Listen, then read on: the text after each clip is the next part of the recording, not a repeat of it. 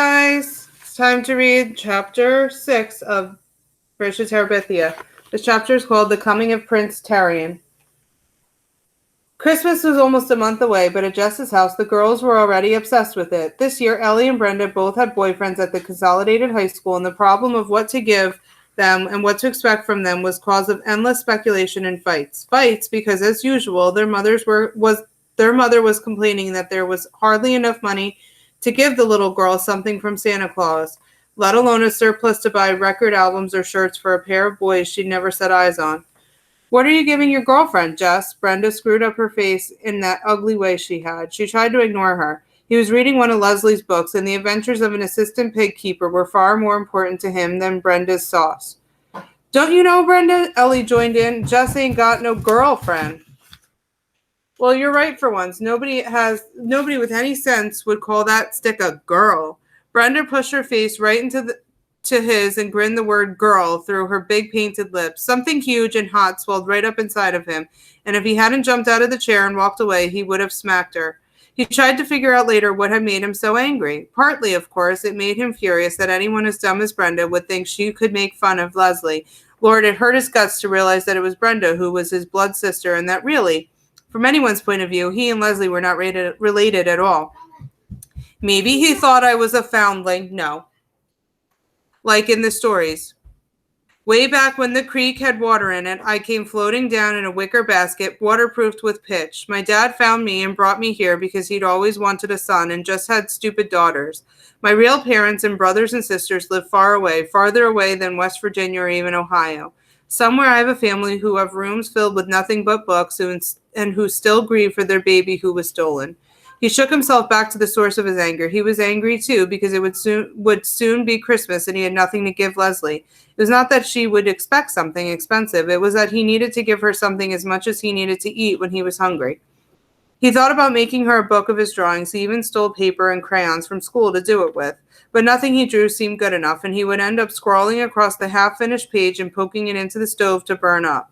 By the last week of school, before the holiday, he was growing desperate. There was no one he could ask for help or advice. His dad had told him he would give him $1 for each member of the family, but even if he cheated on the family's presents, there was no way he could get from that enough to buy Leslie anything worth giving. Besides, Mabel had her heart set on a Barbie doll, and he had already promised to pool his money with Ellie and Brenda for that. Then the price had gone up, and he had found he would have to go over into everyone else's dollar to make up the full amount for Mabel. Somehow this year, Mabel needed something special. She was always moping around. He and Leslie couldn't include her in their activities, but that was hard to explain to someone like Mabel. Why didn't she play with Joyce Ann? He couldn't be expected to entertain her all the time. Still, she ought to have the Barbie. So there was no money, and he seemed paralyzed in his efforts to make anything for Leslie. She wouldn't be like Brenda or Ellie. She wouldn't laugh at him no matter what he gave her. But for his own sake, he had to give her something that he could be proud of. If he had the money, he'd buy her a TV, one of those tiny Japanese ones that she could keep in her own room without bothering Judy and Bill. It didn't seem fair with all their money that they'd gotten rid of the TV. It wasn't as if Leslie would watch the way Brenda did, with her mouth open and her eyes bulging like a goldfish hour and after hour. But every once in a while, a person liked to watch. At least if she had one, it would be one less thing for the kids at school to sneer about. But of course, there was no way that he could buy her a TV. It was pretty stupid of him even to think about it. Lord, he was stupid. He gazed miserably out the window of the school bus. It was a wonder someone like Leslie would even give him the time of day. It was because there was no one else. If she had found someone else at that dumb school, he was so stupid he had almost gone straight past the sign without catching on.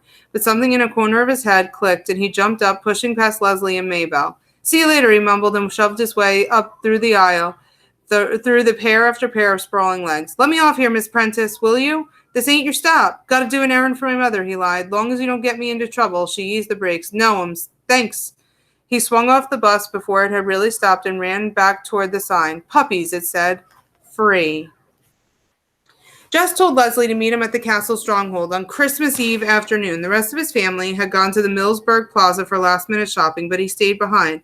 The dog was a little brown and black thing with great brown eyes. Jess stole a ribbon from Brenda's drawer and hurried across the field down the hill with the puppy squirming in his arms. Before he got to the creek bed, it had licked his face raw and sent a stream down his jacket front, but he couldn't be mad. He tucked it tightly under his arm and swung across the creek as gently as he could.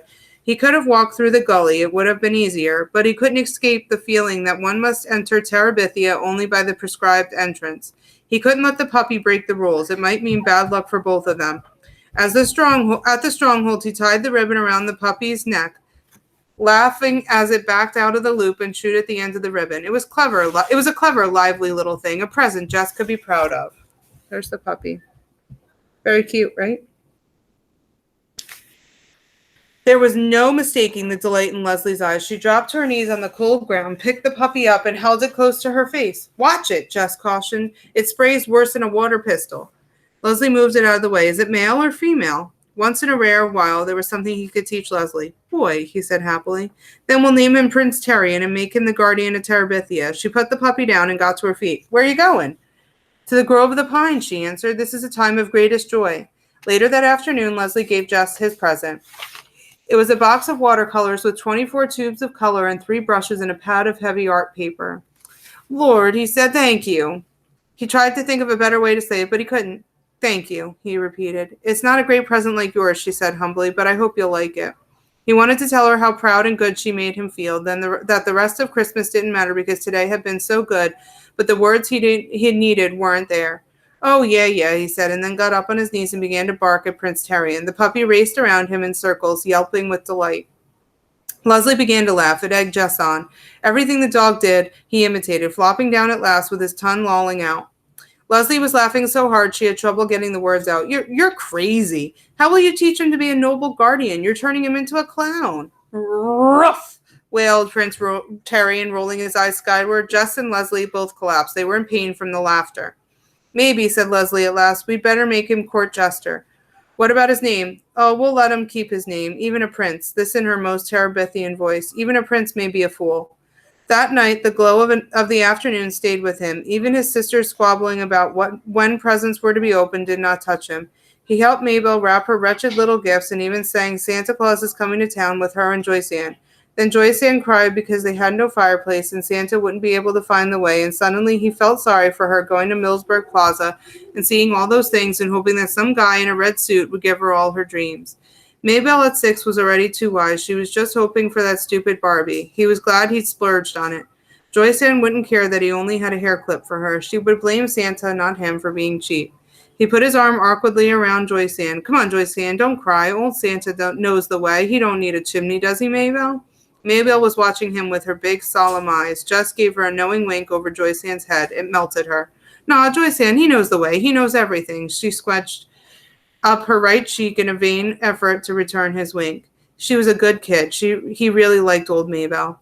The next morning, he helped her dress and undress her Barbie at least 30 times. Slithering the skinny dress over the doll's head and arms and snapping the tiny fasteners was more than her chubby 6-year-old fingers could manage. He received a racing car set, which he tried to run to please his father. It wasn't one of those big sets that they advertised on TV, but it was electric, and he knew his dad had put more money into it than he should have. But the silly cars kept falling off at the curves until his father was cursing at them with impatience. Jess wanted it to be okay. He wanted so much for his dad to be proud of his present, the way he, Jess, had been proud of the puppy. "It's really great. Really, I just ain't got the hang of it yet." His face was red, and he kept shoving his hair back out of his eyes as he leaned over the plastic figure 8 track. "Cheap junk," his father kicked at the floor dangerously near the track. "Don't get nothing for your money these days." Joyce Ann was lying on her bed, screaming because she had yanked the string out of her talking doll and was no longer talking. Brenda had her lips stuck out because Ellie had gotten a pair of pantyhose in her Christmas stocking and she had only bobby socks. Ellie wasn't helping matters, prancing around in her new hose, making a big show of helping Mama with the ham and sweet potatoes for dinner. Lord, sometimes Ellie was as snotty as Wanda K. Moore. "Jesse Oliver Aarons, Jr., if you can stop playing with those fool cars long enough to milk the cow, I'd be most appreciative. Miss Bessie don't take no holiday, even if you do." Jess jumped up, pleased for an excuse to leave the track, which he couldn't make work to his dad's satisfaction. His mother seemed not to notice the promptness of his response, but went on in a complaining voice. "I don't know what to do without Ellie. She's the only one of you kids ever cares whether I live or die." Ellie smiled like a plastic angel, first at Jess and then at Brenda, who glared back. Leslie must have been watching for him, because as soon as he started across the yard, he could see her running out of the old Perkins place, the puppy half tripping her as it chased circles around her.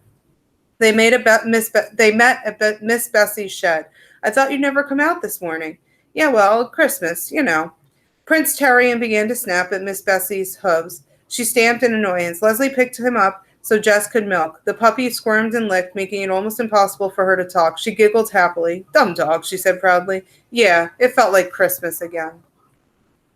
All right, that's the end of chapter 6. I'll see you for chapter 7 next.